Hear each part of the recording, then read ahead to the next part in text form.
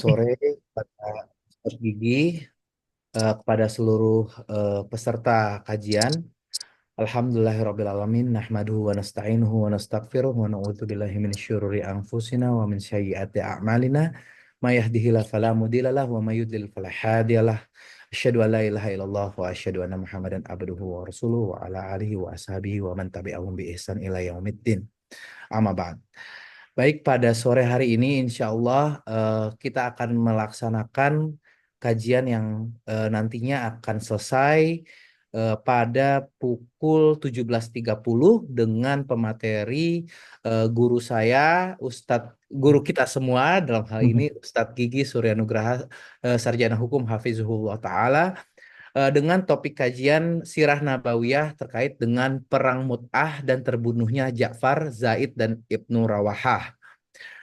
Di mana ini adalah series dari Sirah Nabawiyah dan kita akan mendengar bagaimana kisahnya terkait dengan kondisi tersebut.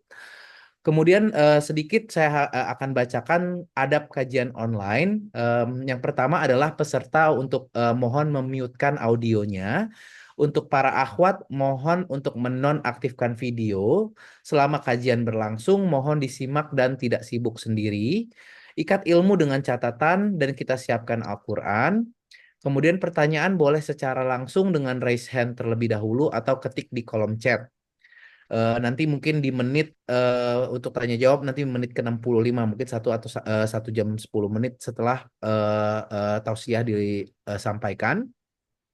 Kemudian kita ikhlaskan niat, kita semata mencari ilmu agama dan mencari ridho Allah Ta'ala, dan kita berdoa agar Allah Ta'ala memudahkan kita dalam memahami ilmu agama. Baik, jadi langsung saja Alhamdulillah Ustadz Gigi sudah berada di tengah-tengah kita semua. Terkait dengan tadi series dari Sirah Nabawiyah tersebut, kepada Ustadz Gigi kami persilakan. Tafadhol Ustadz. Jazakallah khairan. Bismillahirrahmanirrahim. Assalamualaikum warahmatullahi wabarakatuh. Waalaikumsalam warahmatullahi wabarakatuh. Innal hamdalillah nahmaduhu wa nasta'inuhu wa nastaghfiruhu wa nastahdihi wa na'udzu billahi min shururi anfusina wa min sayyiati a'malina. Man yahdihillahu fala mudilla lahu wa may yudlilhu fala hadiya lahu. Asyhadu an la ilaha illallah wahdahu la syarika lahu wa asyhadu anna Muhammadan 'abduhu wa rasuluh. Qala Allahu azza wa jalla ya ayyuhalladzina amanu taqullaha haqqa tuqatih wa la tamutunna illa wa antum muslimun. Amma ba'd. Alhamdulillah, segala puji bagi Allah Subhanahu wa taala yang masih memberikan kita nikmat hidayah, nikmat iman, nikmat Islam, nikmat kesehatan, sehingga pada sore hari ini kita bisa berkumpul dalam suatu majelis meskipun online. Mudah-mudahan majelis ini diberkahi oleh Allah Subhanahu wa taala dan menjadi tambahan pemberat timbangan kita di hari kiamat kelak. Amin rabbal alamin. Salawat dan salam tercurahkan kepada Nabi kita Muhammad sallallahu alaihi wasallam, juga kepada putra-putri beliau, kepada istri-istri beliau, kepada para sahabat beliau, dan seluruh orang-orang yang mengikuti jejak beliau hingga hari kiamat kelak. Bapak Ibu yang semoga dirahmati oleh Allah Subhanahu wa taala, pada kesempatan sore hari ini insya Allah kita akan bahas suatu ghazwah atau suatu perang yang perang ini sangat berkesan di sisi Nabi Shallallahu alaihi wasallam. Kenapa? Peristiwa ini adalah peristiwa pasukan terbesar yang pernah ada di zaman Nabi Muhammad Shallallahu alaihi wasallam. Sebelum-sebelumnya Nabi berperang dengan pasukan tidak terlalu besar, namun di peperangan kali ini ternyata Nabi SAW menyiapkan pasukan yang sangat sangat besar. Peristiwa yang akan kita bahas pada sore hari ini yaitu disebut dengan Ghazwatul Mu'tah, dengan Ghazwah Mu'tah. Kenapa disebut dengan Mu'tah? Karena Mu'tah ini adalah tempat terjadi peperangan tersebut. Yang kalau kita lihat di peta zaman sekarang, maka daerah ini disebut dengan di lokasinya kira-kira di daerah Yordan yang kurang lebih 1.100 km dari utara kota Madinah. Jadi kalau arah selatan itu dari Madinah itu arah ke Mekah, kalau arah ke utara maka pada ujung nanti akan mendapatkan daerah namanya Mu'tah. Yang kalau kita ke utara pertama kita akan mendapatkan namanya Khaybar, kemudian kita akan mendapatkan namanya kota Al-Ula, kemudian Tabuk, kemudian Syam yang itu diantaranya adalah kota Yordan. Disitulah letak daerah Mu'tah yang terjadi namanya perang Mu'tah. Bapak Ibu yang semoga dirahmati Allah Subhanahu wa taala, perang ini disebut dengan Ghazwatul Mu'tah. Padahal kalau kita dapati perang Mu'tah ini tidak dihadiri oleh Nabi kita Muhammad sallallahu alaihi wasallam. Dan mungkin Bapak Ibu juga sudah pernah belajar, maksudnya ada istilah peperangan Nabi SAW itu disebut dengan ghazwah, ada disebut dengan sariyah. Kalau ghazwah itu disebut dengan ghazwah, kenapa? Itu dihadiri oleh Nabi Muhammad SAW. Adapun kalau ada peperangan yang tidak dihadiri oleh Nabi Muhammad SAW, maka peperangan tersebut disebut dengan sariyah. Namun yang menjadi menarik pada Ghazwatul Mu'tah ini, Ghazwah ini tidak dihadiri oleh Nabi Muhammad SAW, oleh Rasul kita. Namun ternyata Ghazwah ini atau peperangan ini disebut oleh para ulama dengan Ghazwah, yang mengisyaratkan seakan-akan Nabi SAW hadir dalam peperangan tersebut. Oleh karena itu dapati sebagian ulama menyebutkan ini dengan Ghazwah, dan memang populernya dengan Ghazwah, tapi tidak dipungkiri sebagian ulama juga menyebutnya dengan Sariyah, dengan Sariyah. Kenapa Nabi tidak hadir dalam peperangan tersebut? Saya akan sebutkan beberapa ulama yang menyebutkan peperangan ini dengan Ghazwah, contohnya seperti Al-Imam Bukhari rahimahullahu taala, kemudian Al-Imam Ibnu Ishaq, kemudian Al-Imam Al-Baihaqi, Al-Imam Ibnu Qayyim rahimahullahu taala, dan juga Al-Imam Ibnu Katsir rahimahullahu taala. Ini semua ulama-ulama ahli tarikh, ulama-ulama yang biasa menjelaskan tentang sirah Nabi Muhammad sallallahu alaihi wasallam. Ternyata mereka menyebutkan Ghazwah perang Mu'tah dengan Ghazwah. Jadi mungkin sebagian ulama juga menyebutkan dengan Sariyah, seperti Ibnu Sa'ad, beliau menyebutkan peperangan Mu'tah dengan Sariyah. Kenapa mereka mengatakan maksudnya ini tidak dihadiri oleh Nabi Muhammad sallallahu alaihi wasallam. Ala kulli hal, tidak ada permasalahan penamaan Ghazwah atau Sariyah. Cuman yang menjadi pertanyaan kepada kita, menjadi pertanyaan, kenapa sampai sebagian ulama atau ulama ahli sejarah mereka menyebutkan peperangan Mu'tah dengan Ghazwah. Ternyata jawabannya adalah zaman semoga dalam hati Allah SWT, karena peperangan ini meskipun tidak dihadiri oleh Nabi Muhammad SAW, namun peperangan ini adalah peperangan yang mendatangkan pasukan yang sangat besar.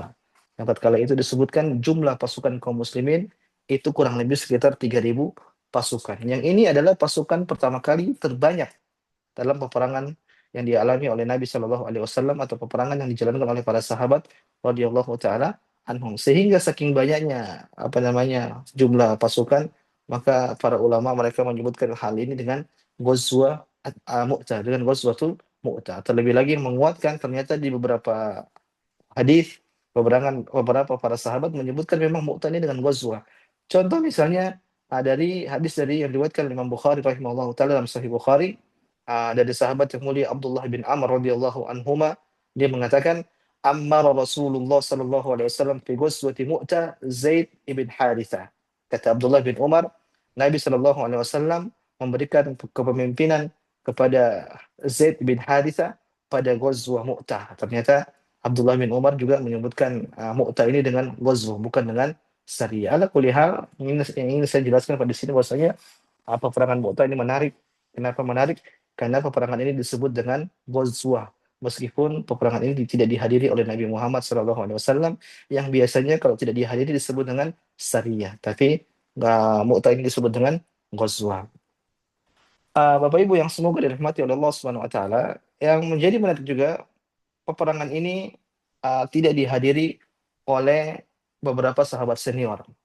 Jadi sahabat-sahabat senior mereka pun tidak hadir dalam peperangan ini. Jadi tidak hanya Nabi, ternyata orang-orang penting dalam kaum muslimin tatkala itu seperti orang-orang besar seperti Abu Bakar radhiyallahu taala anhu, kemudian Umar bin Khattab, kemudian Utsman, Ali, Abu Ubaidah, mereka pun tidak hadir dalam peperangan ini. Jadi selain Nabi SAW tidak hadir, ternyata para sahabat yang senior-senior pun juga mereka tidak hadir. Jadi memberikan kesan sendiri, memberikan kesan menarik pada peperangan ini. Peperangan ini disebutkan oleh para ahli tarikh terjadi pada tahun 8 Hijriah, yaitu pada bulan Jumadal Ula. Pada bulan Jumadal Ula tahun 8 Hijriah. Yang kalau kita konversikan di bulannya kita, maka ini terjadi pada bulan Agustus. Yang ingin saya isyaratkan maksudnya pada bulan tersebut itu bulan yang kalau kita di Arab sana ini terjadi namanya musim sangat panas, musim sangat panas. Ini sangat memberatkan para sahabat radhiyallahu taala anhum dahulu tatkala mereka ingin berperang di Ghazwah Mu'tah. Jangankan sebelum menyampai perang, mereka harus berjalan dulu selama kurang lebih seminggu yang jaraknya sekitar 1.100 km. Yang ini mungkin di musim panas maka sangat memberatkan para sahabat radhiyallahu taala Kita saja mungkin kalau mengalami hal tersebut, kita disuruh jalan tuh mungkin selama 1.100 kilometer mungkin kita sudah tidak mampu. Ini belum peperangan, masih persiapan untuk menjalani medan medan perang. Bapak Ibu yang semoga dirahmati Allah Subhanahu wa taala. Kemudian yang kita bahas yaitu kenapa sampai terjadi perang Mu'tah ini? Apa sih sebab terjadi dari perang Mu'tah? Kita tahu tadi perang Mu'tah terjadi pada bulan Jumadil Ula tahun 8 Hijriah, dan peperangan ini tidak dihadiri oleh Nabi SAW dan juga tidak dihadiri oleh sahabat-sahabat senior. Nah, menjadi pertanyaan, kenapa peperangan ini sampai terjadi? Peperangan ini sampai terjadi. Awal mula terjadi peperangan ini yaitu karena Nabi kita SAW beliau ingin mengirim surat kepada Raja Basrah untuk mengajak raja tersebut untuk masuk Islam. Dan surat tersebut dibawa oleh utusan Nabi SAW atau delegasi Nabi SAW yang bernama Al-Harith ibn Umair Al-Azdi, yaitu Al-Harith ibn Umair Al-Azdi.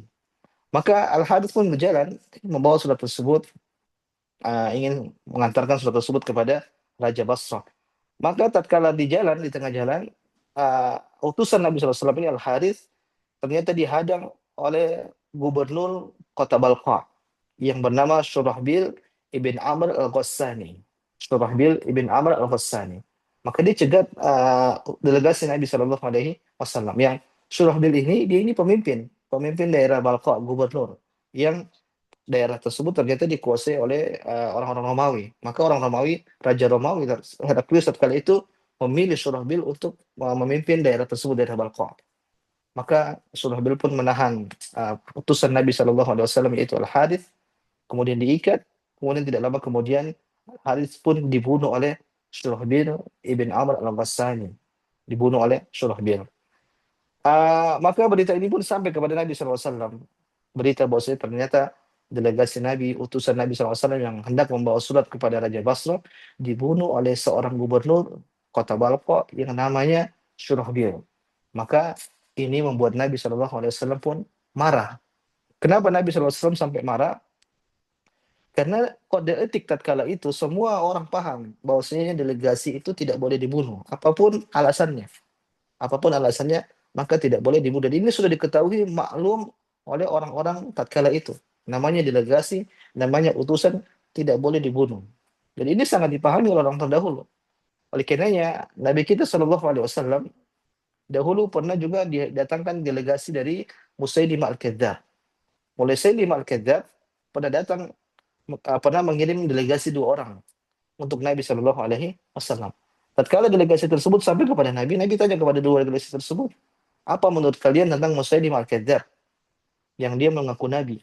Maka kedua delegasi tersebut mengatakan, kami pun meyakini sebagaimana apa yang dikatakan oleh Musailimah Al-Kadzdzab. Artinya 2 delegasi ini meyakini bahwasanya Musailimah ini seorang Nabi. Maka kata Nabi SAW, ama wallahi laula anna rusula la tuqtal la darabtu anaqakuma. Kata Nabi SAW, demi Allah, kalau bukan karena delegasi itu tidak boleh dibunuh, saya akan basmi 2 orang ini. Saya akan bunuh 2 orang ini. Kenapa? Bisa-bisanya mereka mengakui klaim kenabian yang dilakukan oleh Musailimah Al-Kadzdzab. Tapi ternyata Nabi tidak bunuh. Kenapa Nabi tidak bunuh? Alasannya karena Nabi tahu ini sudah hukum etika peperangan di zaman dahulu. Bahwasanya namanya delegasi tidak boleh dibunuh. Oleh karenanya, Bapak Ibu yang semoga dirahmati Allah Subhanahu wa taala, tatkala delegasi Nabi Shallallahu Alaihi Wasallam dibunuh oleh Syurahbil, maka tatkala itu Nabi pun marah. Nabi pun marah. Nabi tahu ini adalah suatu permasalahan yang sangat besar. Terlebih lagi Nabi tahu bahwasanya Syurahbil ini adalah atas kepemimpinan Syurahbil ini atas kepemimpinan besar dari Raja Heraklius, yaitu orang-orang Romawi yang ini berarti memiliki kekuatan yang sangat sangat besar. Akhirnya Bapak Ibu yang semoga dirahmati Allah Subhanahu wa taala, Nabi SAW pun membuat persiapan untuk menghadapi permasalahan tersebut. Akhirnya Nabi SAW berusaha mengumpulkan pasukan kaum muslimin sebanyak-banyaknya. Akhirnya terkumpul 3.000 pasukan. Itu saya katakan maksudnya ini pasukan terbesar yang dikumpulkan oleh Nabi SAW pada peperangan. Artinya ini jumlah terbesar pertama. Nanti kita kalau perang Hunain ada 12 sekitar 1.200 sekitar 12.000 pasukan. Tapi dalam perang ini Nabi mengumpulkan sekitar 3.000 pasukan. Ini adalah jumlah banyak pertama dalam peperangan para sahabat radhiyallahu taala anhum. Kenapa jumlah yang sangat banyak? Sekali lagi karena Nabi sadar bahwasanya Nabi sedang menghadapi permasalahan yang sangat besar, yaitu beliau menghadapi bangsa Romawi. Bangsa Romawi. Kenapa? Syurahbil ini adalah anak buah dari Heraklius, yaitu pemimpin kota Romawi. Kenapa? Karena daerah-daerah sekitar di situ itu semua yang dikuasai oleh Romawi, dan pemimpin-pemimpin daerah-daerah sekitar itu dipilih oleh Heraklius, dan Syurahbil dipilih oleh Heraklius. Maka Nabi pun sadar dengan hal tersebut, maka Nabi pun menyiapkan pasukan sebanyak-banyaknya untuk menyerang Syurahbil dan kawan-kawannya. Selain menyiapkan pasukan yang sangat besar, ternyata Nabi SAW pun ternyata menyiapkan 3 kepemimpinan luar biasa. Nabi SAW menyiapkan 3 kepemimpinan. Yang ini jarang-jarang Nabi lakukan tersebut. Biasanya Nabi mengutus Sariyah, mengutus para sahabat untuk berperang, beliau siapkan satu saja namanya pemimpin. Tapi menarik pada peperangan Mu'tah ini, beliau siapkan 3 pemimpin sekaligus. Saya bacakan riwayat dari Imam Bukhari dalam sahihnya. Abdullah bin Amr tadi mengatakan, Ammara Rasulullah sallallahu alaihi wasallam fi ghazwati Mu'tah Zaid bin Harithah. Kata Abdullah bin Umar, Nabi sallallahu alaihi wasallam memberikan kepemimpinan pada ghazwah Mu'tah kepada Zaid bin Harithah. Ini yang pertama, Zaid bin Harithah. Faqala Rasulullah SAW, in qutila Zaid fa Ja'far. Kalau Zaid nanti dibunuh atau terbunuh atau mungkin sudah tidak bisa lagi memimpin, maka diganti oleh Ja'far. Ja'far ini siapa? Ja'far ibn Abi Talib. Wa in qutila Ja'far fa Abdullah ibn Rawaha. Kemudian yang ketiga, kalau Ja'far juga sudah tidak lagi bisa memimpin, maka diganti oleh Abdullah ibn Rawaha.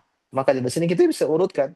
Ternyata ada 3 pemimpin yang dipilih oleh Nabi Shallallahu Alaihi Wasallam. Yang 3-3 ini adalah orang-orang hebat. Yang pertama adalah Zaid ibn Harithah radhiyallahu taala anhu. Kemudian yang kedua Ja'far ibn Abi Talib radhiyallahu taala anhu. Kemudian yang ketiga Abdullah ibn Rawaha. Bapak Ibu yang semoga dirahmati Allah Subhanahu wa taala, tatkala Nabi SAW memberikan tongkat kepemimpinan kepada Zaid bin Haritha, maka tatkala itu sebagian para sahabat seperti tidak menerima. Kenapa? Mereka mengatakan menganggap Zaid ini dulu budak, mantan budak. Kok mereka bisa memimpin pasukan sebesar ini? Memimpin sebesar ini. Maka ini pun dikritik oleh sebagian apa namanya? Sebagian sahabat, bukan mengkritik, mereka menanyakan. Kalau mengkritik terlalu kasar, tapi mereka menanyakan kepada Nabi SAW, kenapa yang dipilih itu Zaid bin Harithah.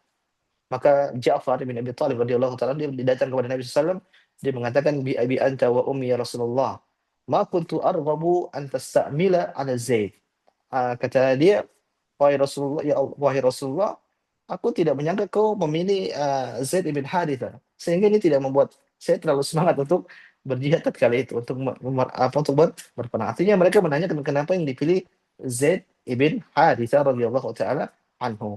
Maka tatkala Nabi mendengar perkataan Ali bin Ja'far bin Abi Thalib radhiyallahu taala anhu, maka Nabi pun berkata kepada dia, imdi fa innaka la tadri fi ayyin dzalika khairun.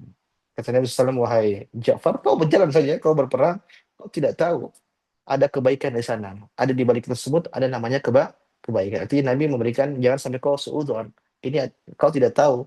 Di sana tuh ada kebaikan. Pemilihan ini berdasarkan pemilihan Nabi Muhammad Sallallahu Alaihi Wasallam.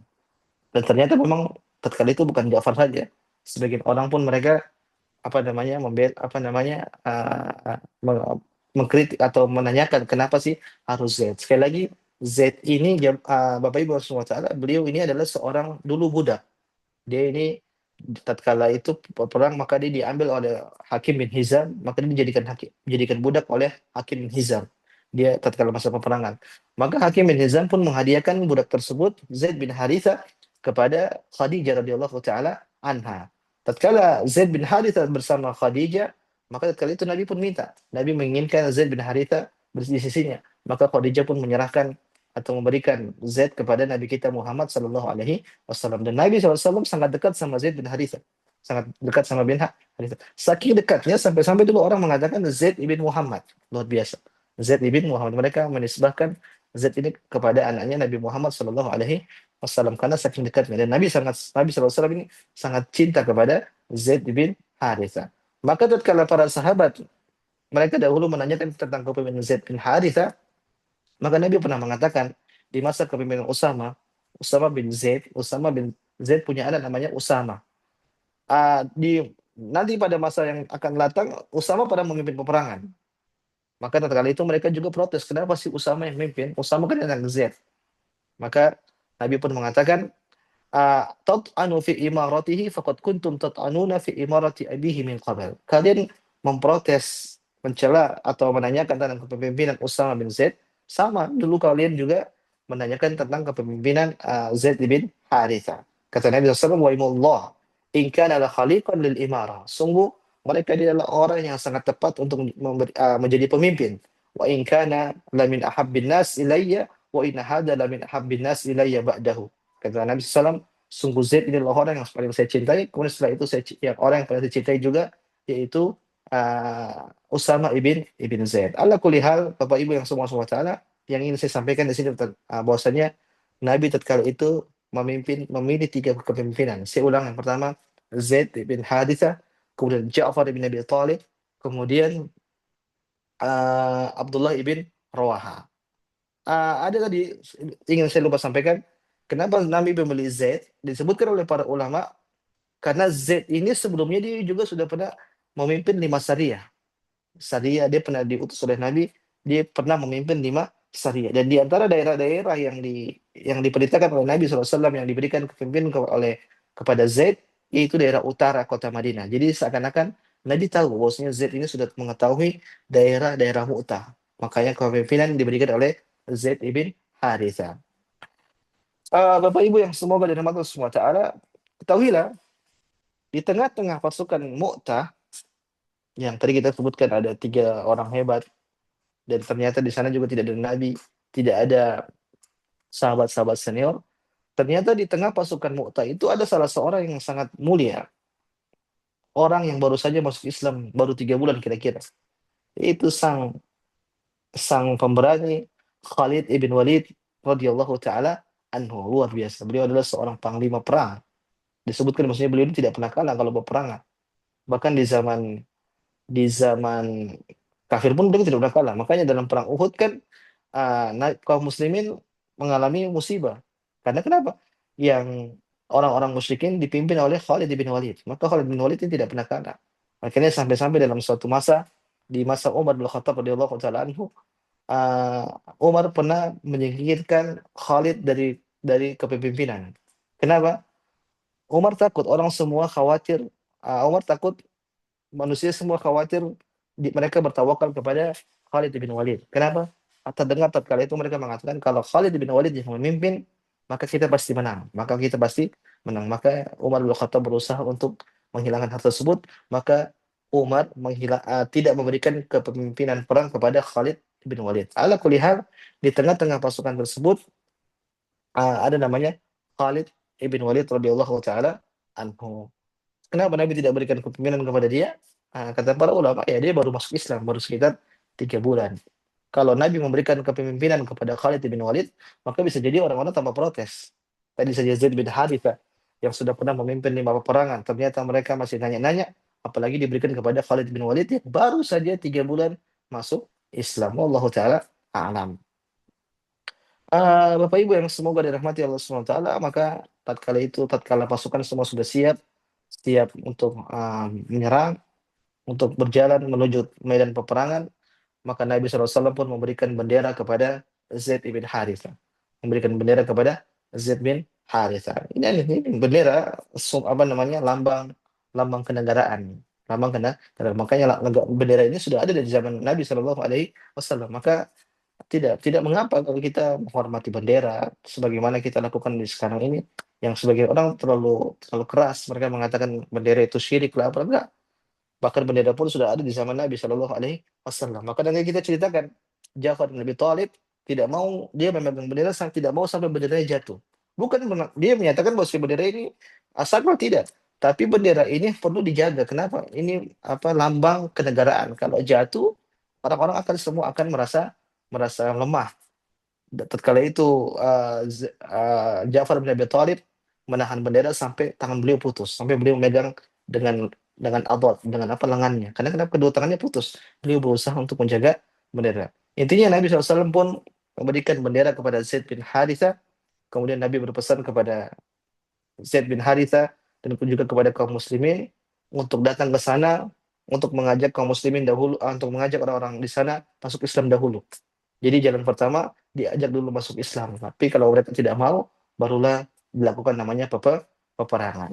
Inilah indahnya Islam, Bapak Ibu yang semoga Allah SWT. Bahkan kalau kita baca dari wajah-wajah yang lain, Nabi memberikan peraturan.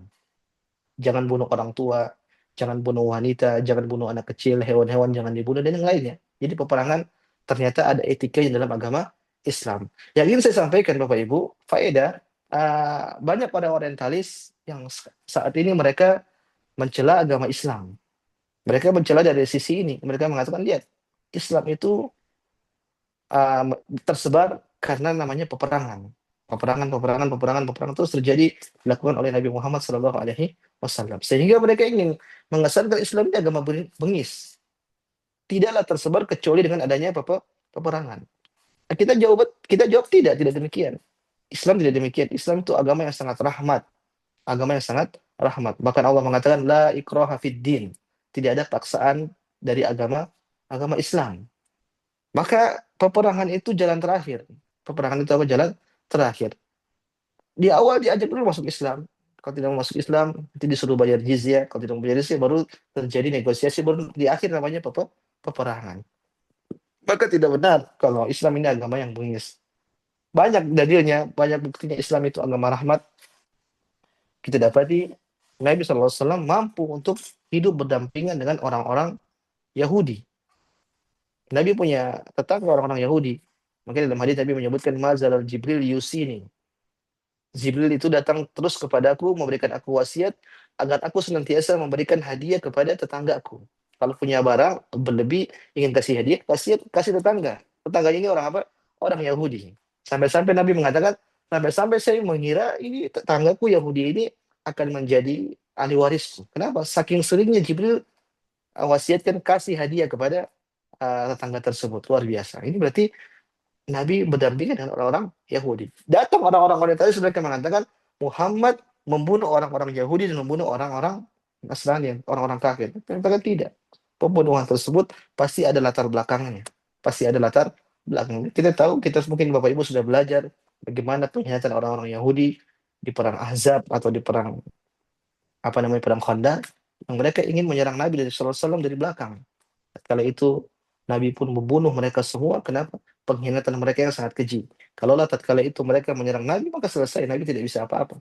Tapi alhamdulillah Allah Subhanahu wa taala memberikan pertolongan. Ala kulli hal, tatkala Nabi SAW melepas pasukan kaum muslimin, Bapak Ibu Subhanahu wa taala, Nabi memberi pesan. Nabi memberi pesan bahwasanya ajak dulu mereka masuk Islam. Kalau mereka mau berarti peperangan tidak jadi, tapi kalau mereka tidak mau baru peperangan dilaksanakan. Itu pun ada etikanya. Tidak boleh membunuh anak-anak, orang tua, wanita, dan yang lainnya. Allah Ta'ala a'lam. Ada kisah menarik, Bapak Ibu. Tatkala uh, para pasukan kaum muslimin hendak keluar dari kota Madinah, tatkala mereka ingin jalan menuju daerah Mu'tah, maka tatkala itu Abdullah bin Rawah dia nangis. Abdullah bin Rawah dia menangis. Abdullah bin Rawah tadi siapa? Pemimpin ketiga. Zaid bin Haritha, Ja'far, kemudian Abdullah bin Rawah. Dia nangis. Kemudian dia mengatakan, Amallah, ma bihubbud dunya wasababa. Demi Allah, saya menangis bukan karena saya cinta dunia atau lantaran ingin berpisah dengan kalian. Walakin sami'tu Rasulullah sallallahu alaihi wasallam yaqra'u ayatan. Tapi saya pernah mendengar Nabi SAW membaca sebuah ayat dalam Al-Qur'an yang berbunyi wa in minkum illa wariduha. Kata Allah Subhanahu wa taala, tidak ada seorang pun dari kalian kecuali akan melewati wariduha. Wariduha itu apa? Melewati, maksudnya melewati kentor, melewati neraka, melewati sirat. Sirat yang kalau orang terjatuh jatuh dalam neraka jahanam. Kata Allah Subhanahu wa taala, tidak ada seorang di antara kalian kecuali akan melewati sirat. Maka kata Abdullah bin Rawah, falastu adri kaifa bisadri ba'dal wurud. Kata dia, saya tidak tahu bagaimana nanti kalau saya lewat uh, sirat tersebut. Maka orang-orang tatkala mendengar penjelasan dari Abdullah bin Rawah tentang hal tersebut, maka mereka pun menghibur Abdullah bin Rawah. Mereka mengatakan, sahibakumullah wa dafa'a ankum faraddakum ilaina salihin. Kata orang-orang tatkala itu, semoga Allah senantiasa menyertaimu wahai Abdullah bin Rawaha, kemudian juga membela kalian kaum muslimin sehingga kalian bisa kembali kepada kami dengan selamat. Artinya didoain, semoga peperangannya menang, nanti kalian bisa balik lagi ke sini. Kenapa? Mereka menyangka Abdullah bin Rawaha nangis ini karena takut mati. Jadi mereka berdoa, mudah-mudahan kalian bisa selamat dan bisa balik lagi ke sini. Lihat apa jawaban Abdullah bin Rawaha. Dia langsung bersyair. Dia mengatakan, lakinnani as'alur rahmana maghfiratan wa darbatan dzata farghin takdhifu zabada. Kata dia, adapun aku memohon ampunan kepada Allah Subhanahu wa taala. Dan aku memohon juga nanti saya ditikam keras yang menghujam punuk apa menghujam leherku sehingga memuncratkan darah luar biasa. Dia tidak pengen balik ternyata. Dia pengen malah saya meminta ampunan kepada Allah, kemudian saya apa namanya ditikam oleh orang sehingga saya pun wafat.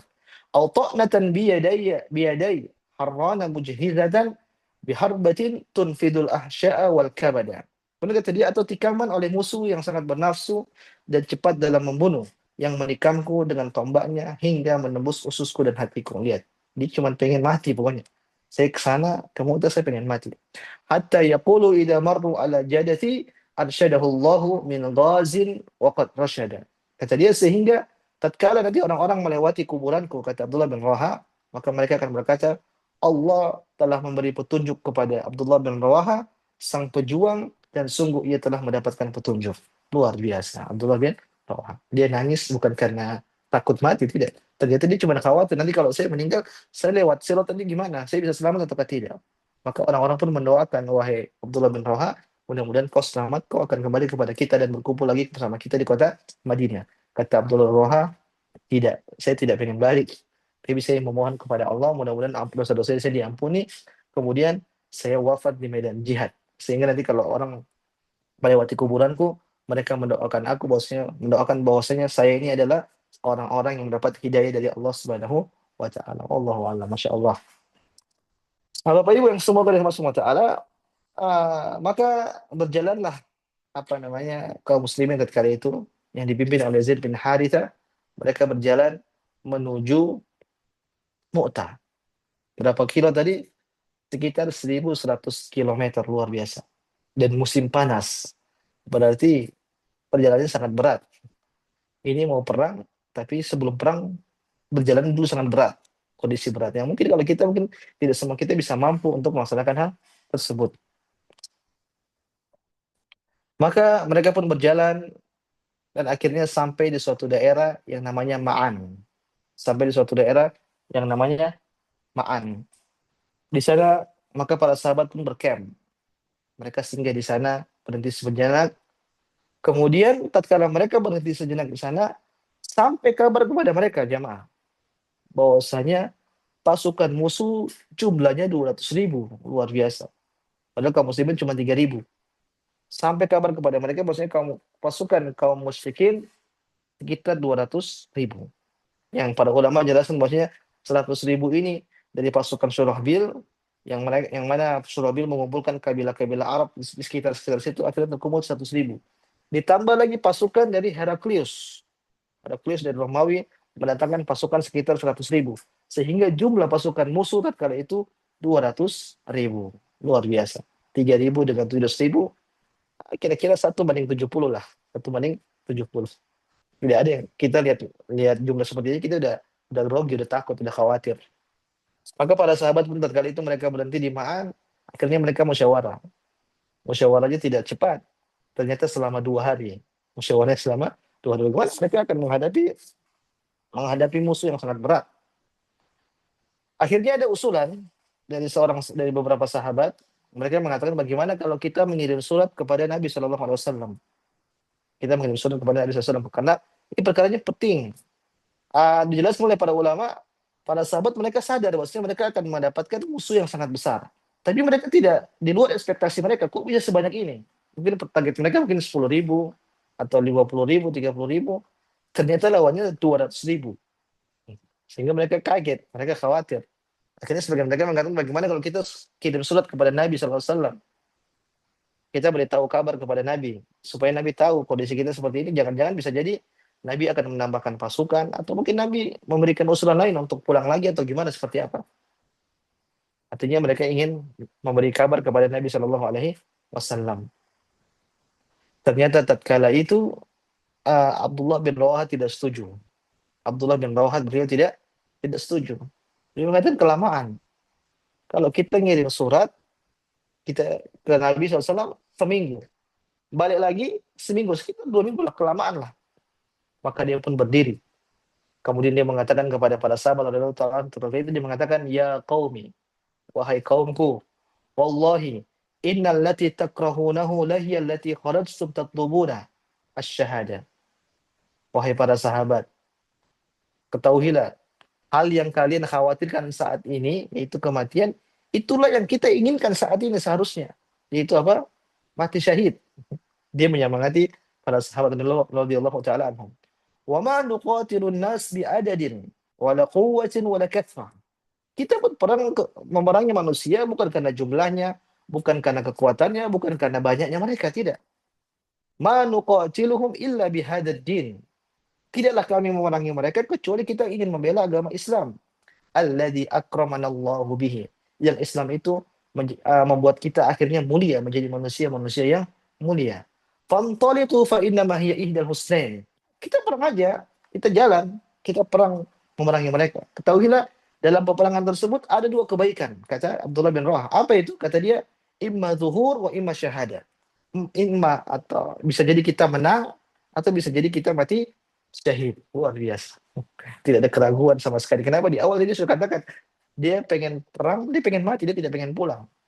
Maka tatkala para sahabat mulai ragu, mulai khawatir dengan jumlah musuh yang sangat besar, maka Abdullah bin Rawaha berusaha untuk menyemangati para sahabat radhiyallahu anhum. Dia mengatakan, kita kesini itu kita cari syahadat, kita cari mati syahid.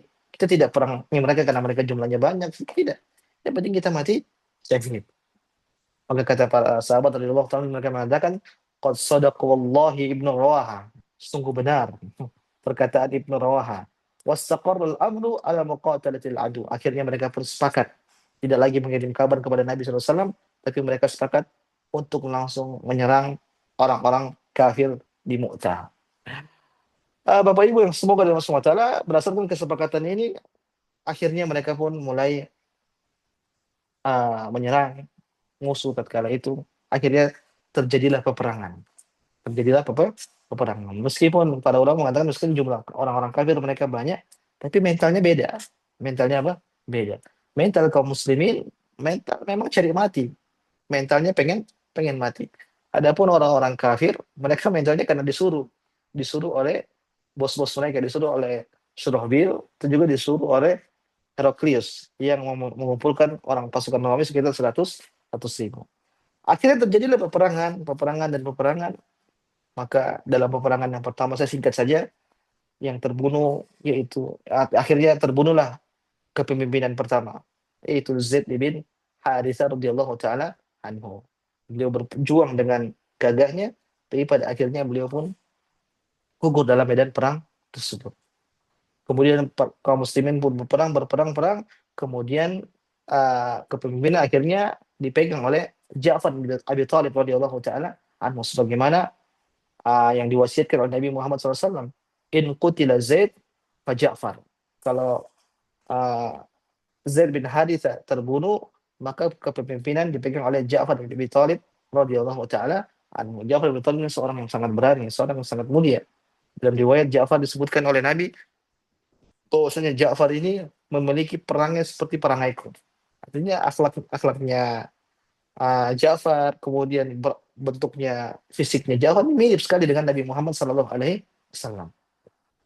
Akhirnya Ja'far pegang kepemimpinan, akhirnya dia pun berperang. Yang menjadi luar biasa jamaah, disebutkan dalam riwayat, dia masuk ke dalam medan perang, pegang bendera, kemudian dia turun, tadinya naik kuda. Akhirnya dia turun dari kuda, kemudian dia bunuh kudanya. Kenapa dia bunuh kudanya? Karena dia ingin tidak lagi pergi dari peperangan tersebut. Jadi sengaja bunuh kudanya. Karena kalau dia naik kuda, masih ada potensi keinginan untuk kabur dan untuk menghindar. Tapi kalau dia sudah bunuh kudanya, dia masuk dalam medan peperang, dia tidak bisa pergi. Maka dia pun bunuh kudanya, dia turun dari kudanya, kemudian dia bunuh kudanya. Kenapa? Dan dia tidak pengen lari dari namanya peperangan. Luar biasa. Akhirnya dia berperang dengan gagahnya tanpa mundur sama sekali jamaah. Akhirnya tangan kanannya pun putus. Tangan kanannya putus. Akhirnya bendera yang tadi dipegang di tangan kanan ditaruh di tangan kiri benderanya. Berperang lagi. Akhirnya kedua tangannya putus. Insya Allah. Akhirnya bendera tersebut dia pegang dengan kedua lengannya. Akhirnya pun dia terbunuh oleh orang-orang kafir. Luar biasa Ja'far bin Abi Thalib radhiyallahu taala anhu, seorang yang sangat berani. Sedikit bacakan riwayat dari Imam Bukhari, Ibnu Umar mengatakan, kuntu fihim fitil kal ghazwa. Saya hadir dalam ghazwa Mu'tah tatkala itu. Faltamasna Ja'far bin Abi Thalib. Tatkala itu kita cari jasadnya Ja'far bin Abi Thalib. Mananya jasadnya Ja'far bin Abi Thalib ini? Fawajadnahu fil qatla. Akhirnya kita dapati dia jasad ini sama-sama mayat-mayat tatkala itu. Fawajadna ma fi jasadihi bid'an wa tis'ina min ta'natin wa ramyatin. Luar biasa. Kami dapati jasad Ja'far bin Abi Thalib itu ada 90 tusukan. 90 tusukan. Luar biasa, berarti Ja'far ini orang sangat kuat. Kita aja ditusuk sekali dia udah mati, sekali dua kali udah mati. 90 tusukan. Ternyata beliau masih gagah dengan gagahnya maju melawan musuh.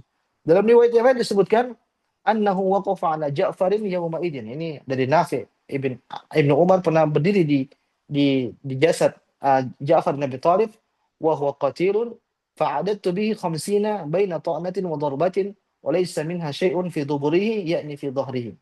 Kata Ibnu Umar, saya hitung tuh jumlah tusukan yang ada di badan depannya Ja'far bin Abi Thalib. Ternyata sekitar 50-an atau sampai 90-an. Tapi saya lihat belakangnya, kata Ibnu Umar, tidak ada bersih. Jadi belakangnya Ja'far ini tidak ada tusukan sama sekali.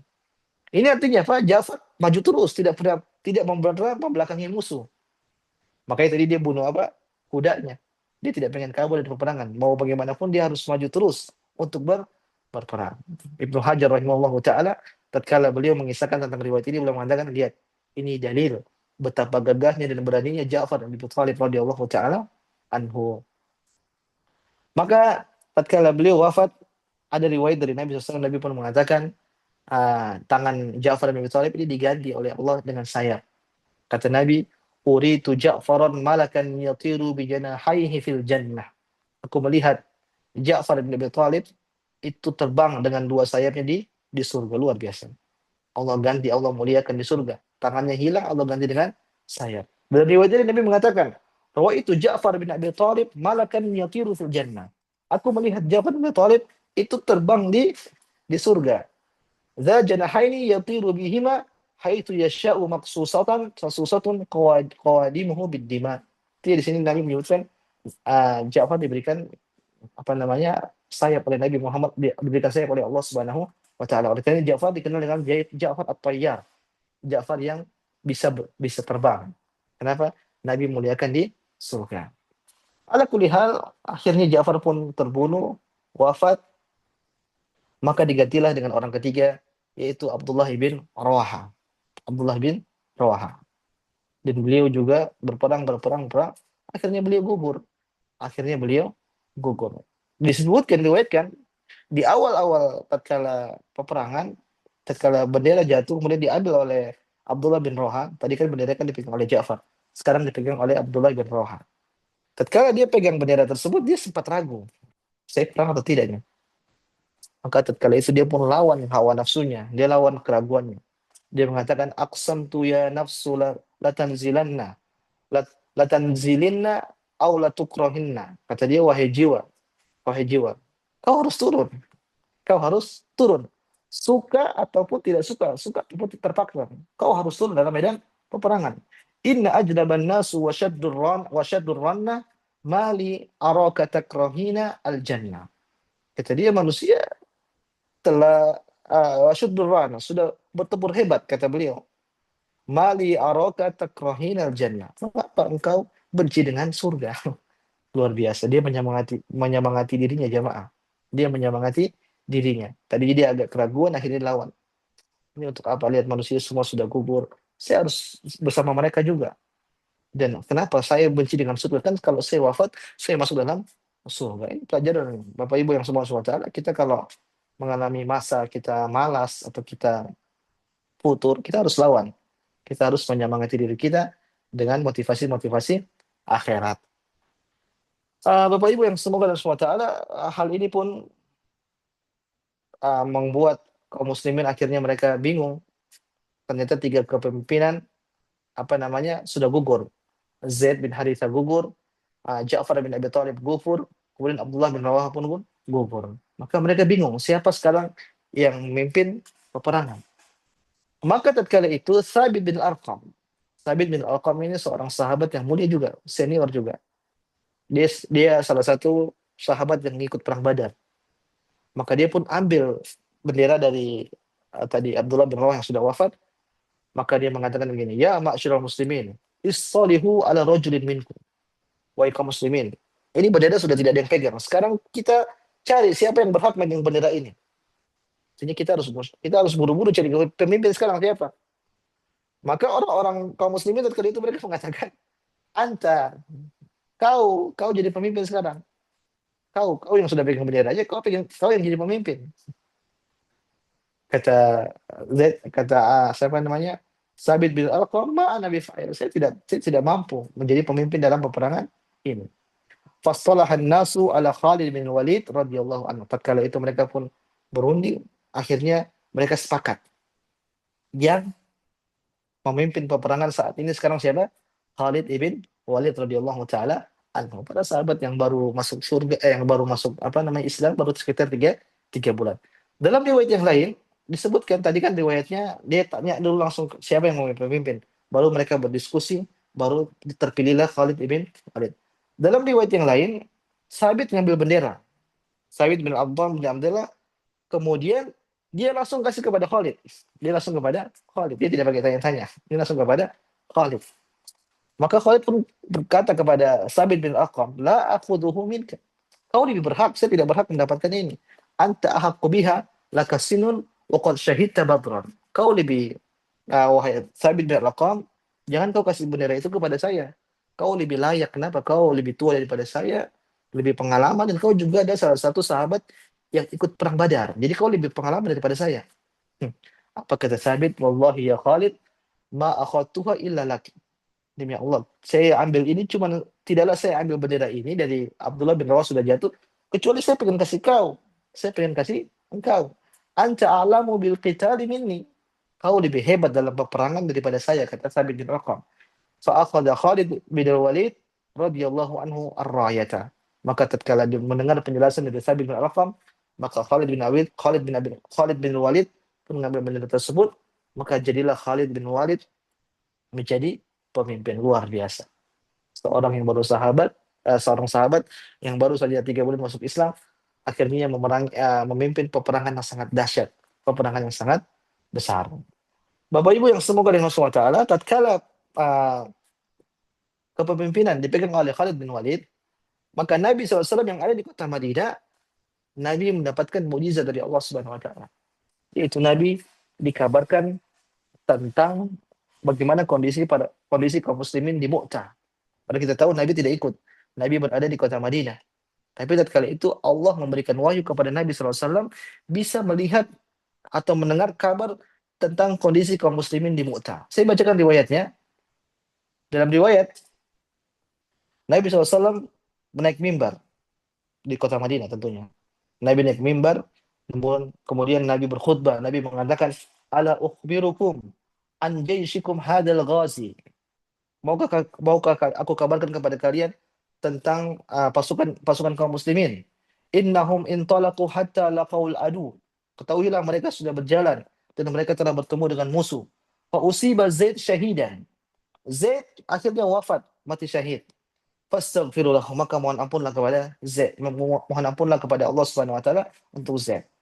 Fastaghfarulahun nas. Maka tatkala itu orang-orang yang mendengar khutbah Nabi, mereka pun beristighfar kepada Allah untuk Zaid bin Harithah. Suma akhadha liwa Ja'far ibn Abi Thalib. Kemudian Nabi berkata lagi, setelah Zaid wafat, yang ngambil bendera Ja'far bin Abi Thalib.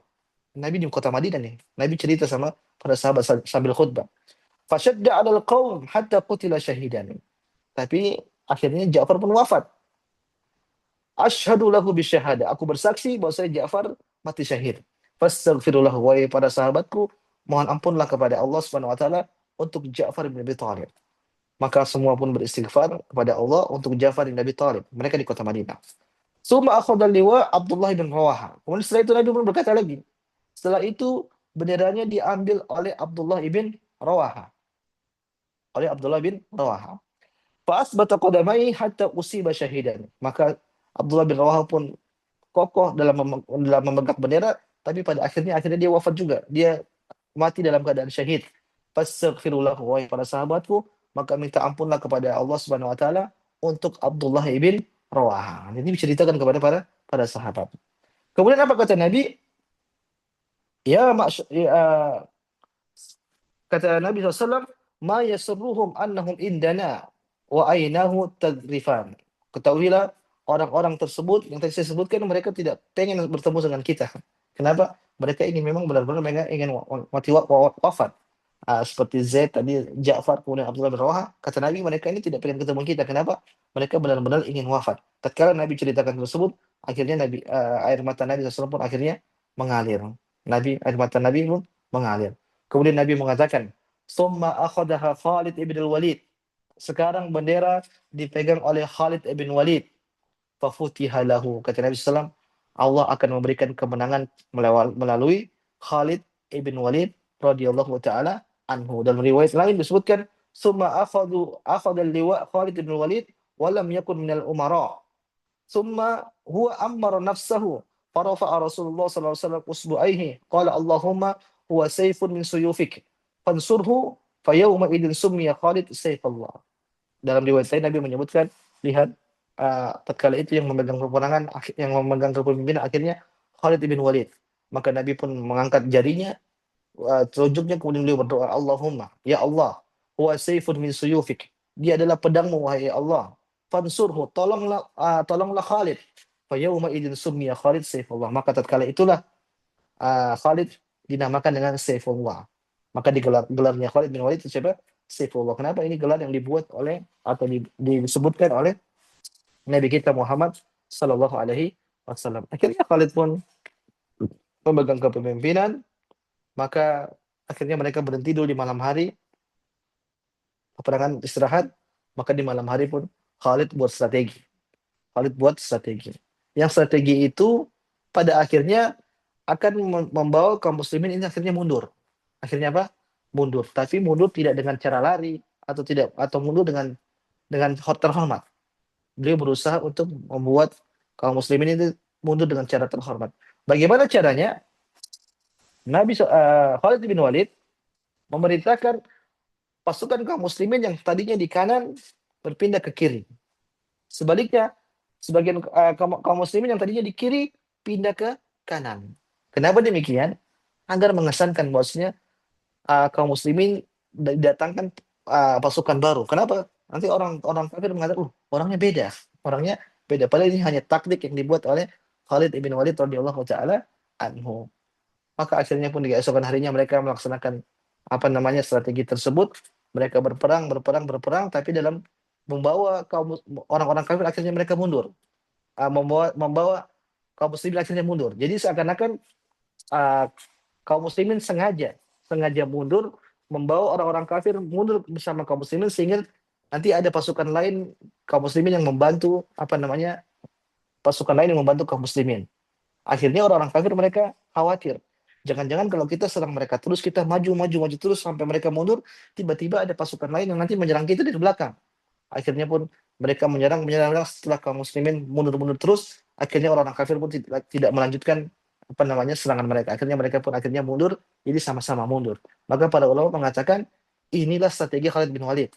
Dia tidak membuat kaum muslimin menang, tapi dia hanya membuat kaum muslimin keluar dari peperangan dengan cara terhormat. Lain hal kalau langsung kabur, ini mungkin akan membuat kaum muslimin memalukan atau yang lainnya, tapi tidak. Khalid bin Walid membuat kaum muslimin mundur dari peperangan dengan cara terhormat, dengan cara luar biasa Khalid bin Walid. Dan makanya para ulama mereka khilaf bagaimana peperangan ini, apakah menang ataukah kalah. kalah. Yang benar wallahu taala alam. Tadi sebenarnya kita katakan bahwasanya, dan ini pendapat yang dibeli oleh Ibnu Ishaq radhiyallahu rahimahullahu taala, dia mengatakan ini apa namanya taktik cerdik dari Khalid bin Walid. Yang mana Khalid bin Walid tahu mereka tidak akan bisa menang. Tapi Khalid bin Walid membuat strategi bagaimana agar kaum muslimin ini tetap bisa mundur tapi dengan cara yang elegan, dengan cara yang terhormat sehingga tidak dianggap sebagai pasukan yang kalah. Dan Ibnu Qayyim pun menguatkan mengatakan wasahi mada Ibnu Ishaq anna kulla fi'atin inhazat anil ukhra. Artinya dua-duanya ini sama-sama apa namanya khawatir. Jadi kaum kafir juga khawatir dan kaum muslimin pun khawatir dengan orang-orang kafir. Maka selesailah peperangan tatkala itu, yang kalau tidak salah kaum muslimin tatkala itu yang gugur tidak banyak, sekitar belasan orang saja. Hanya sekitar belasan belasan orang. Wallahu taala, Bapak Ibu yang subhanahu ini kisah ringkas dari apa namanya perang Mu'tah atau Ghazwah Mu'tah. Sebenarnya kalau kita mau telah apa yang terjadi dalam peperangan tersebut, banyak dialog-dialog dari para sahabat yang apa namanya yang menarik, yang untuk bisa kita simak, yang kita bisa baca untuk bisa menambah keimanan kita. Tapi waktu tidak cukup, makanya saya berusaha untuk meringkas apa namanya kisah peperangan tersebut. Sebelum saya akhiri, Bapak Ibu SWT, ada beberapa faedah apa namanya dari kisah Mu'tah tadi. Yang pertama, janganlah sampai kita berkhianat. Jangan sampai kita berkhianat sebagaimana orang-orang kafir. Apa pengkhianatan mereka? Yaitu mereka membunuh utusan, membunuh delegasi. Yang ini dalam kode etik tidak boleh dilakukan. Makanya kalau kita sudah ada kesepakatan, apalagi kesepakatan manusia secara bersama, maka kita jaga amanah tersebut. Jangan sampai kita keluar dari kesepakatan tersebut. Lihat Nabi SAW tadi, datang delegasinya Musailimah Al-Kadzab, yang mengatakan Musailimah itu Nabi. Kata Nabi, saya mau bunuh dia, bunuh mereka. Tapi gara-gara saya ingat bahwasanya tidak boleh bunuh delegasi, maka saya tidak bunuh. Padahal sangat layak dibunuh. Tapi Nabi tidak bunuh, kenapa? Nabi tahu ini kode etik, tidak boleh dilakukan. Tapi orang-orang kafir tidak demikian. Surah Bil, mereka justru melanggar kode etik tersebut. Akhirnya mereka membunuh delegasi dari Nabi Muhammad SAW, yaitu Harith ibn Umair al-Azdi. Yang inilah menjadi sebab terjadinya perang Mu'tah. Kemudian faedah berikutnya, Bapak Ibu yang semua taala, dalam perang ini Mu'tah berarti ini perang pertama kali pertemuan antara kaum muslimin dengan pasukan Romawi, Menarik Bapak Ibu, tadi kita katakan Heraklius mengirim pasukan sekitar 100.000, pasukannya banyak. Padahal di tahun 6 Hijriah kalau tidak salah, Abu Sufyan pernah dipanggil oleh Heraklius. Ketika itu Abu Sufyan belum masuk Islam. Maka Heraklius tanya kepada Abu Sufyan, bagaimana dengan Muhammad itu? Maka Abu Sufyan jelaskan dengan nasabnya dan seterusnya. Maka Heraklius mengakui, kalau perkataanmu itu benar seperti itu, berarti dia itu seorang nabi. Berarti Muhammad adalah seorang nabi. Kata dia, maka suatu saat pasti Muhammad itu akan menguasai singgasanaku ini. Artinya dia mengakui bahwasanya Muhammad itu Nabi Shallallahu Alaihi Wasallam, seorang rasul. Tapi yang menjadi pertanyaan, kenapa di perang Mu'tah ini malah justru dia ngirim pasukan untuk membunuh Nabi Shallallahu Alaihi Wasallam? Padahal tadinya dia sudah mengakui bahwasanya Muhammad itu ada utusan Allah Subhanahu Wa Taala. Mungkin sebagian ulama mereka mengatakan, mereka khilaf, apakah Heraklius ini kafir ataukah tidak? Sebagian ulama mengatakan tidak. Kenapa? Dia sudah mengakui Rasulullah Muhammad SAW. Sebagian ulama mengatakan tidak. Kenapa? Dia mengutus 100.000 pasukan untuk membunuh pasukan kaum muslim. Yang benar dia tetap masih kafir. Kenapa sampai dia nekat? Padahal dia sudah mengakui Muhammad itu utusan Allah. Dia nekat mengirim pasukan. Kenapa? Dia mungkin berpikir, meskipun Nabi, tapi Nabi juga bisa mati. Sebagaimana Nabi-Nabi yang lain yang dibunuh oleh orang-orang kafir.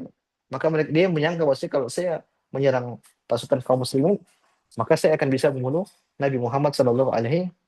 Ini artinya mereka dikalahkan oleh keegoisan mereka dikalahkan oleh hawa nafsu mereka, padahal mereka sudah tahu tentang kebenaran. Sama dengan orang Yahudi pun mereka tahu tentang Nabi SAW, tapi karena keegoisan mereka tidak mau dikalah dengan orang-orang Quraisy. Akhirnya mereka tidak menyetujui bahwasanya Nabi Muhammad SAW adalah seorang Rasul.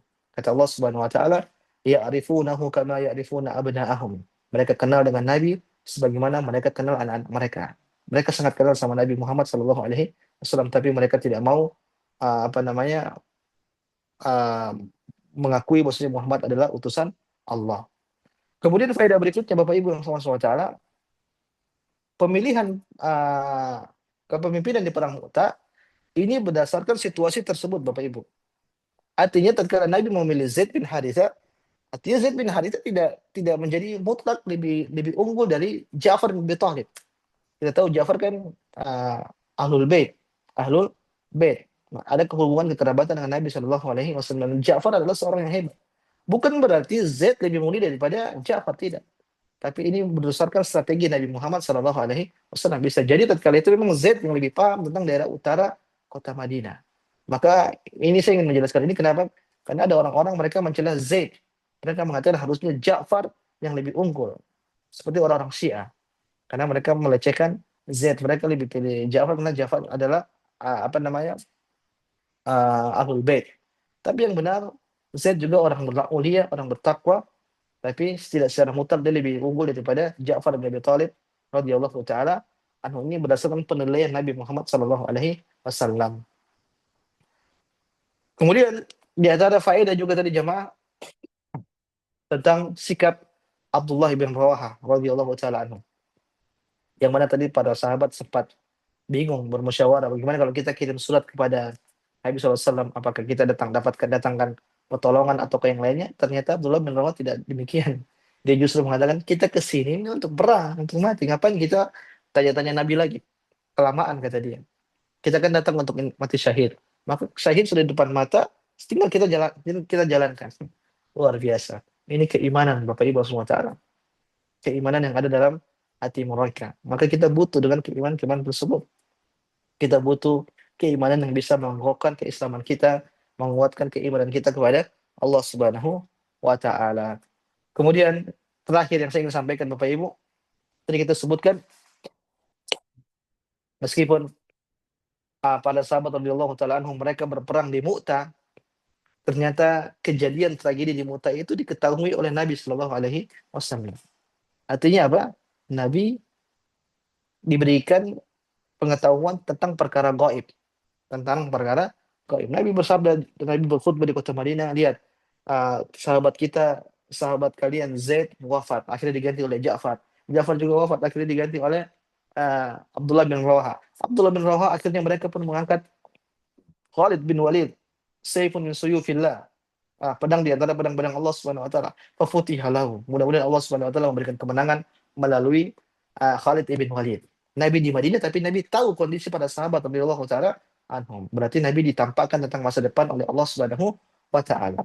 Tapi apakah Nabi tahu tentang masa depan secara mutlak? Jawabannya tidak. Nabi hanya mengetahui tentang masa depan kalau diberi kabar oleh Allah Subhanahu wa taala. Secara mutlak Nabi tidak tahu. Kapan Nabi tahu? Kalau diberitahu oleh Allah Subhanahu wa taala. Maka ini hukum asal. Hukum asalnya Nabi tidak tahu perkara gaib, Nabi baru tahu kalaulah baru dikasih tahu oleh Allah Subhanahu wa taala. Tapi zaman sekarang aneh. Ada orang yang namanya Muhammad, dia mengaku dia bisa mengetahui ilmu gaib secara mutlak di tahun 2025, luar biasa. Lebih hebat Muhammad ini kan Muhammad sallallahu alaihi wasallam. Nabi kita Muhammad SAW tidak tahu perkara gaib. Banyak kondisi-kondisi yang Nabi tidak tahu. Contoh waktu Nabi dituduh sebagai pezina oleh Abdullah bin Ubay bin Salul. Nabi tidak tahu jawabannya. Apakah Aisyah berzina atau tidak? Kalau Nabi tahu masa depan harusnya Nabi tahu. Tapi Nabi tidak tahu. Ini menunjukkan Nabi tidak tahu perkara gaib. Dan banyak Nabi Aisyah, kalau tidak salah Aisyah juga pernah hilang cincinnya. Nabi tidak tahu di mana. Mereka cari-cari ternyata diduki sama onta. Dan banyak Nabi perang Uhud. Kalau Nabi tahu tahu masa depan, akhirnya harusnya kaum muslimin tidak kalah. Demikian juga perang Uhud. Kalau Nabi tahu masa depan, harusnya Nabi tidak perlu pergi perang. Kenapa? Nabi tahu pasukan musuh 200.000.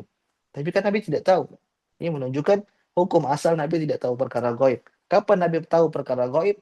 Tatkala Allah Subhanahu wa taala mengabarkan kepada Nabi kita Muhammad sallallahu alaihi wasallam.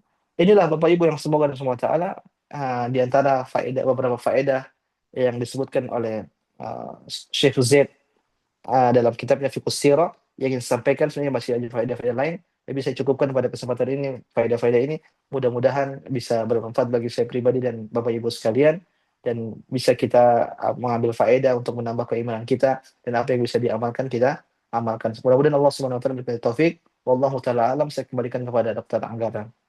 Baik, Jazakumullah khairan. jazakumullah khairan juga Ustadz. Sangat menarik ini ya. Memang perang ini tadi faedah-faedah saya ulangi lagi bahwa yang pertama jangan sampai berkhianat.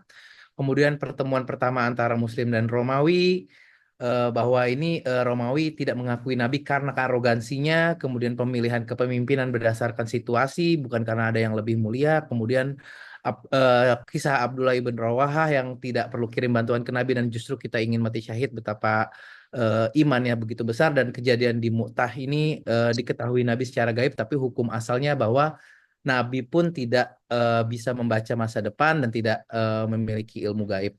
Dan kisah tersebut seharusnya menjadi sangat menarik untuk dibahas lebih lanjut dan dipertanyakan oleh para jemaah sekalian. Untuk selanjutnya kita akan buka sesi tanya jawab kepada para jemaah. Jadi nanti ada satu penanya atau pertanyaan yang kemudian langsung dijawab Ustadz, kemudian diutamakan langsung open mic dari anggota POGI atau dan harus sesuai tema. Jika tidak ada penanya langsung bisa dibacakan pertanyaan yang di chat Zoom. Nah, ini nanti kita akan lihat juga di chat Zoom ada apa tidak. Silakan kepada para jamaah untuk bertanya. Bila ada yang ingin bertanya boleh raise hand terlebih dahulu, kemudian open mic-nya. Silakan, apakah ada?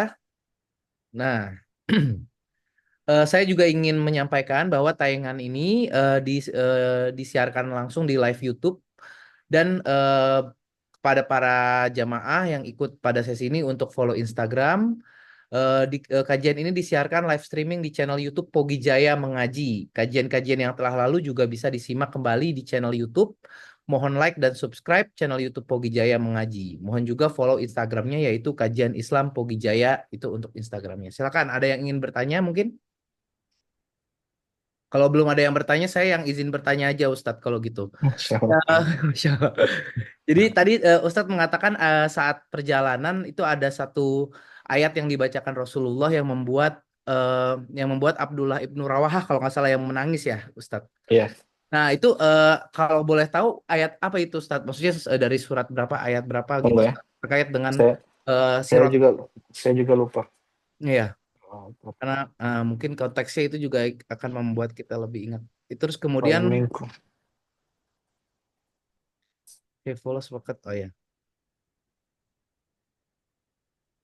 Ah, mungkin dari Iya.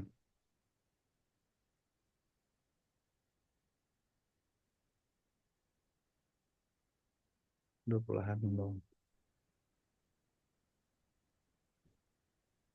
Pada para jemaah bila ingin ada yang bertanya, sudah ketemu Ustadz?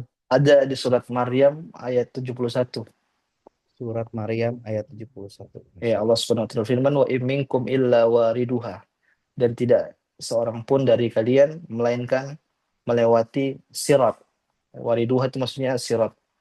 Karena Allah. ala rabbika hatman maqdiya, dan bagi Tuhanmu lah suatu kepastian yang sudah ditetapkan. Surat Baik, Maryam ayat 71. baik. Syukran Ustaz, jazakumullah Ya. khairan. Nah, kemudian pertanyaan selanjutnya mungkin juga terkait mengenai perang. Bagaimana kita menyikapi perang yang sedang terjadi juga Ustadz antara Iran dan Israel? Mungkin kita tahu Iran juga negara yang mayoritas Syiah, Israel itu Yahudi, tapi Israel telah menzolimi Palestina. Kira-kira kita sebagai Muslim bagaimana menyikapi perang tersebut, Ustadz? Mohon petuahnya, Ustadz. Silakan. Allah Ta'ala alam, ini kan perkara perkara besar ya. Tapi kalau kalau menurut saya, maksudnya ini dari sikap-sikap sebagian masyarakat itu juga saya lihat mereka absen, maksudnya mereka tidak mendukung manapun. Sini sebagian sebagian ini apa sebagian ustaz, mereka lebih memilih absen. Kenapa? Kita tidak bisa menilai dengan apa namanya berita yang benar, karena kita tidak tahu kondisi di sana seperti apa. Terkadang kondisi berbeda dengan ada di media. Jadi tidak bisa kita mau bela sini atau bela sana, kita nggak tahu. Tapi kita tahu dua-duanya zalim. Dua-duanya zalim. Kita tahu orang-orang Yahudi bagaimana kebangisan mereka kepada kaum muslimin. Demikian juga orang Syiah.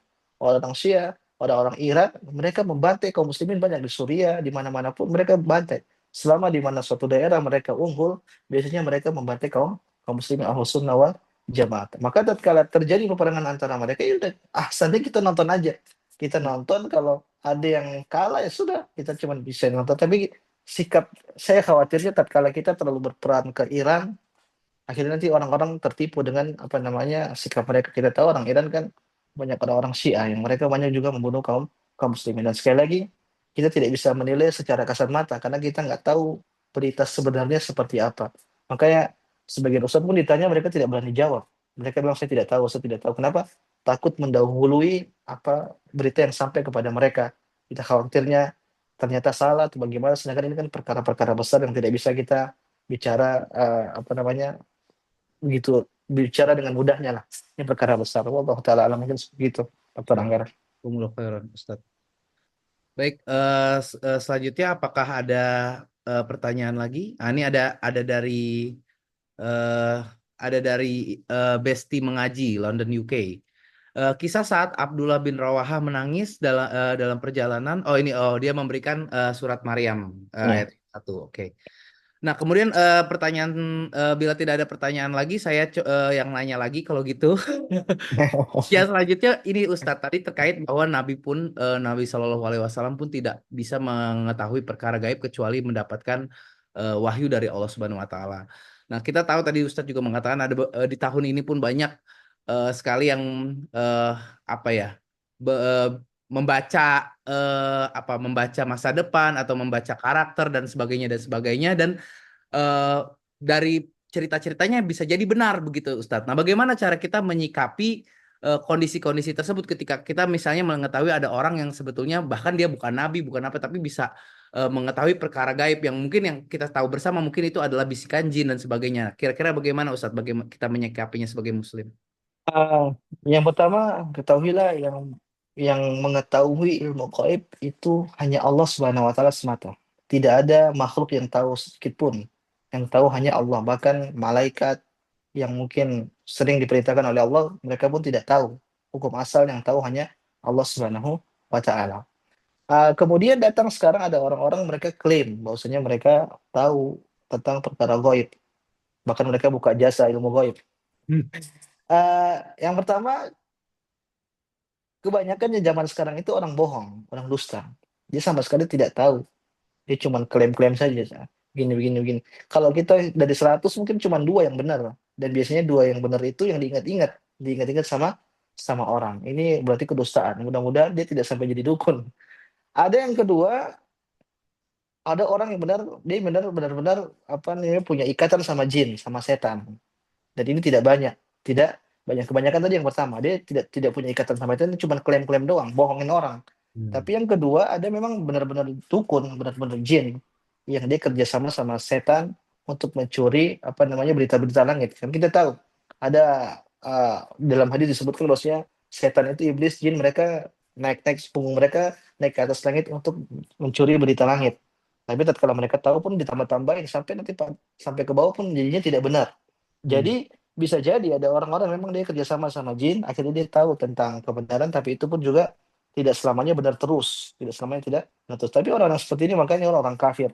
Bagaimana sikap kita? Ya sudah, kalau ada orang klaim dia punya ilmu gaib, udah nggak usah dihiraukan, anggap aja orang gila. Nabi kita saja tidak pernah klaim bahwa dia tahu tentang ilmu gaib. Kalau ada orang tahu sekarang, kita katakan ente lebih hebat berarti dari Muhammad Shallallahu Alaihi Wasallam. Tapi kita tidak bisa juga menuduh dia sebagai dukun, atau bisa jadi dia cuma bohong-bohong doang kan, kita nggak juga nggak paham. Intinya dia tidak keluar dari dua kondisi itu. Entah orang emang suka bohong, atau yang kedua emang benar-benar dia dukun beneran. Allahu Hmm. taala alam. Intinya kita tinggalin aja lah, orang kayak gitu pasti nggak benar seperti itu. Masya Allah. Jazakumullah khairan Ustadz. Kemudian ini ada pertanyaan dari Jamie Kayak Usman. ingat siapa, Samsudin, Samsudin. Nah, Itu itu kan ya tahu itu. punya Seperti itu ilmu ya. ya. Baik, ini ada pertanyaan dari Jamie Usman. Masya Allah, Afwan izin tanya Pak Ustadz, melihat tingkat keimanan seorang Muslim ketika itu sangat luar biasa di zaman Rasulullah, tabiin dan tabiin, dibandingkan dengan Muslim sekarang ini. Bahkan untuk menjaga hati yang bersih saja, antar sesama Muslim kita masih susah. menurut Al-Quran dan Sunnah Nabi apa yang harus kita lakukan sekarang ini di zaman penuh fitnah untuk menjadi untuk fitnah menjadi iman yang kuat seperti Muslim zaman Rasulullah. Jazakallah khairan. Jadi mungkin untuk mendapatkan keimanan yang setara begitu ya Ustadz dengan para sahabat yang Ya. eh, minimal mendekati lah minimal itu Oke. bagaimana kita untuk bisa mendapatkan di era sekarang ini Ustadz. Tafadhol. Sebenarnya pertanyaan ini sudah dikasih solusi sama Nabi. Nabi pernah mengatakan, "Fasayara ikhtilafan katsira." Setelah kehidupanku, nanti kalian akan mendapatkan fitnah yang sangat banyak. Bahkan fitnah tersebut Nabi menggambarkan apa namanya orang berpecah-pecah belah. Dan terjadi kaum muslimin kan zaman sekarang berpecah-pecah belah. Kata Nabi solusinya cuma satu, alaikum bisunnati. Hendaknya kalian megang sunnahku wa sunnatil khulafa'ir rasyidin al-mahdiyyin. Dan juga sunnah para khulafa rasyidin, yaitu sunnahnya Abu Bakar, sunnahnya Umar, sunnahnya Utsman, dan juga sunnahnya Ali bin Abi Thalib radhiyallahu taala anhum. Maka kalau kita pengen hidup mulia seperti para sahabat radhiyallahu taala anhum, mau tidak mau kita juga harus ngikutin gaya hidup mereka. Hmm. Makanya Ibnu Umar kalau tidak Ibnu Mas'ud dia mengatakan, ah, man yata'assa falyata'assa bi ashabin Nabi sallallahu alaihi wasallam. Barang siapa yang pengen cari keteladanan, hendaknya dia cari keteladanan dari Nabi Muhammad, dari para sahabat radhiyallahu taala anhum. Kenapa? Mereka itu adalah orang-orang yang hatinya paling bersih, ilmunya paling lurus, dan orang-orang yang paling mendapatkan hidayah. Barang siapa yang jauh dari hidayah mereka, maka dia akan hilang dari hidayah Nabi Muhammad sallallahu alaihi wasallam. Maka solusinya kalau kita pengen jaya seperti para sahabat radhiyallahu taala anhum, maka kita harus mengikuti bagaimana cara mereka beribadah, bagaimana cara mereka beragama. Itu ketentuannya. Zaman sekarang kan orang berpecah belah. Kenapa? Mereka tidak kembali kepada sunnah. Satu mengatakan, gini lebih enak nih. Yang satu mengatakan, gini aja deh. Ini akhirnya masing-masing terpecah belah. Masing-masing menganggap dia yang paling benar. Padahal kebenaran cuma satu, balik kepada ajaran Nabi Muhammad Shallallahu Alaihi Wasallam. Nabi Allah mengatakan, "Fa in tanaza'tum fi syai'in farudduhu ila Allah." Kalau kalian sedang berselisih, maka balik kepada Allah dan juga Rasulnya. Ya, maka kalau kita dalam suatu permasalahan, kita cari mana sih petunjuk Nabi. Maka kalau kita pengen punya keimanan seperti para sahabat, jalan satu-satunya yaitu beragama, beribadah dengan cara dan metode yang dilakukan oleh Nabi para sahabat radhiyallahu taala anhum, karena mereka adalah murid-murid terbaik Nabi Muhammad sallallahu alaihi wasallam. Allahu taala alam. Insya Allah Ustadz. Nah, mungkin menyambung statement barusan Ustadz, kita kembali lagi ke sunnah. Bagaimana sih sebetulnya Ustadz tips and trick Ustadz gitu kita di era digital sekarang gitu untuk membedakan mana ini sebenarnya yang informasi yang bisa kita percaya atau Ustadz mana yang bisa kita percaya karena kan mungkin tidak banyak juga yang sebetulnya mengaji yang sangat-sangat mengaji sunnah kalau orang zaman sekarang bilangnya nyunah gitu ya yang benar-benar nyunah gitu kan. Nah itu tips dari Ustadz sendiri untuk kita bagaimana Ustadz terutama para profesional kemudian orang-orang yang memang juga sibuk dengan pekerjaannya untuk memang Ya. betul-betul bisa mengkaji betul mencari betul bahwa itu memang ada dalilnya begitu Ustadz. Tafadhol, Ustadz. Ada seorang salaf mengatakan, inna hadal ilma dinun fanzuru amman ta'khudhu. Sesungguhnya ilmu ini agama. Jadi apa yang kita pelajari itu agama. Maka kalau kalian pengen mengambil ilmu, lihat dari siapa kita ambil ilmu tersebut. Para ulama tatkala mereka membahas tentang marotib, tentang urutan manusia berkaitan dengan peribadatan, mereka menyebutkan ada macam-macam. Ada namanya ijtihad, mujtahid, ada namanya seperti kita ini orang-orang awam. Bagaimana sih agar kita bisa beragama, biar kita bisa, maksudnya tips biar kita bisa lurus, kita tahu ini benar ini salah. Sebenarnya mudah. Kita tinggal cari seorang ustadz yang memang benar-benar kita concern sama dia, kita percaya ini orang bertakwa, kemudian ini orang benar-benar ahli dalam bidangnya, dan seterusnya. Di latar belakangnya seperti apa, kita cari tahu ini orang seperti apa sih, kayak gitu. Setelah kita thiqah sama dia, kita percaya sama dia, ya sudah, kita tinggal belajar sama dia, kita tahu teman-temannya siapa, kita tinggal apa namanya beragama mengikuti orang ini dari pelajaran-pelajaran dia. Dan inilah yang difatwakan para ulama. Orang awam tidak dibebani untuk mendalami-dalami dalil. Dia cukup tanya sama seorang mufti, ini haram atau halal. Kalau dia bertanya sama seorang yang benar, mengatakan halal, tahu-tahu haram, gampang kita tinggal hujah, ya Allah, saya sudah bertanya sama orang yang saya Hmm. percayakan. Ini orang ahli ilmu yang saya tahu dia ini orang apa namanya orang cerdas dan orang ahli dalam bidang dan dia orang bertakwa. Tapi sekali lagi dalam pemilihan tersebut kita harus benar-benar serius. Jangan Hmm. mengikuti hawa nafsu kita. Kadang terkadang kita milih-milih guru juga kita milih-milih sesuai hawa nafsu kita. Ah, Ustadz ini haram terusnya. Jangan, nggak usah. Ah, Ustadz ini kayaknya halal semua nih, bijak nih. Akhirnya kita jadikan dia sebagai pedoman hidup. Nggak begitu juga. Tapi kita dalam pemilihan tersebut kita harus benar-benar jujur. Kita minta tolong sama Allah. Ya Allah, saya mau beragama dengan belajar dengan Ustadz ini dan juga mungkin circle-circle-nya yang kita tahu dia mungkin orang-orang seperti ini. Mudah-mudahan dan mudah-mudahan Allah kasih hidayah. Jadi kembali kepada pemilihan guru, kembali kepada pemilihan guru. Kita tidak tidak orang-orang awam itu tidak dibebani untuk mendalami dalil-dalil karena secara asal tidak tahu dalil memang tidak tahu tidak bisa memilah mana yang benar mana yang salah. Maka caranya ya kita tidak boleh juga dengar ilmu dari sembarang orang karena kita tidak bisa memfilter. Beda dengan orang yang sudah punya ilmu, dia bisa dengar dari banyak orang karena dia bisa memfilter. Oh ini yang salah, ini yang benar. Dia bisa pilih-pilih. Tapi kalau orang awam seperti kita harusnya kita lebih lebih apa namanya selektif dalam memilih guru agar kita tahu ya kita dengar itu benar-benar benar kita dengar itu benar-benar benar cara pemilihan guru yaitu dengan ya berdoa kepada Allah kemudian kita selektif cari latar belakangnya seperti apa bahasa belajarnya di mana teman-temannya seperti apa ketakuannya seperti apa itu kembali kita berijtihad cari guru yang benar jadi tugas kita ijtihad cari guru cari cari guru yang benar Allah taala alam. Masya Allah, ya taf. Syukur jazakumullah khairan Ustadz. Baik, apakah saya kembalikan lagi kepada para jamaah? Apakah masih ada yang ingin bertanya? Tadi tema kita adalah terkait dengan perang yang memang sangat inspiring ya, sangat menginspirasi. Perang Mu'tah dan terbunuhnya Ja'far, Zaid dan Ibnu Rawah. Mungkin Zaid, Ja'far, kemudian Ibnu Rawahah itu Oh, eh, banyak tadi cerita inspirasi-inspirasi atau faedah-faedah juga yang memang bisa kita ambil dari cerita tersebut. Saya persilakan, silakan. Ada yang raise hand? Baik, apakah ada yang raise hand? Belum ya, belum ada juga. Baik, kalau begitu saya persilakan Ustadz untuk memberikan kesimpulan. Mungkin Ustadz, mengingat ini belum ada pertanyaan, apakah boleh panitia kita lagi berikan persiapan kesimpulan? buka puasa kali dok, Iya, benar nih pada cerita para aja. Mas Yo, betul. Ya, mungkin kita bisa lebih cepat mungkin ya. Iya iya iya. Baik, dipersilakan Ustadz untuk diberikan kesimpulan dan penutup dan mungkin tips and trick tadi faedah pesan-pesan buat kita juga dan petuah-petuah untuk kami semua. Tafadhol Ustadz. Intinya intinya saya tidak ingin panjang lebar tadi kan sudah dijelaskan pada penutup ini saya ingin menjelaskan maksudnya kita lihat para sahabat radhiyallahu taala anhum dulu mereka luar biasa keimanan mereka tatkala mereka beragama mereka benar-benar powerful benar-benar all out tatkala beribadah kepada Allah Subhanahu wa taala dan balasan mereka bagi dari Allah Subhanahu wa taala nanti akan sangat mulia nama nama apa generasi mereka dipuji sama Allah radhiyallahu anhum wa radu'an.